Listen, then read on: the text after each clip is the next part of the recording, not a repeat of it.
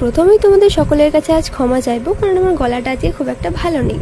তাও যখন আমি কষ্ট করে ভিডিওটা বানালামই, তখন তোমরাও একটু কষ্ট করে দেখেই নাও। নমস্কার সকলকে। আমি সকালে উঠেই সকালের কাজ সেরে মাকে বিদায় জানিয়ে বেরিয়ে পড়েছি লাভপুরের উদ্দেশ্যে। আর আমাদের এখানে মা ডাঙালি কালীর পুজো হয়েছিল, তাই প্যান্ডেলটাও রয়ে গেছে এখনো অবধি। কিন্তু বাস স্ট্যান্ডে পৌঁছে দেখি এখন অবধি বাস পৌঁছায়নি, তাই আমি একটু ভিডিও বানিয়ে নিলাম। ভিডিওটা বানাতে বানাতে বাসটাও চলে এসেছিল, তাই আমিও আর দেরি না করে বাসে উঠে পড়লাম তাড়াতাড়ি। আর বাসে যাওয়ার পথে সুন্দর সুন্দর দৃশ্যগুলো তোমাদের সাথে শেয়ার করলাম। তোমরা যদি চাও তাহলে আমি লাঘাটা ব্রিজের নিচের ভিডিওটা এবং ফুললরা গেটের ভিডিওটাও তোমাদেরকে পোস্ট করতে পারি।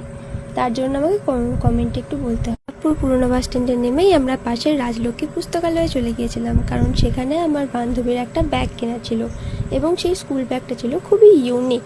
তারপর আমরা দেরি না করে কম্পিউটার ক্লাস করার পরে গিয়ে কিছু খেয়ে নিলাম, আর তারপর আমি বাড়ির উদ্দেশ্যে রওনা দিলাম আবারও। আজকের জন্য এখানেই শেষ।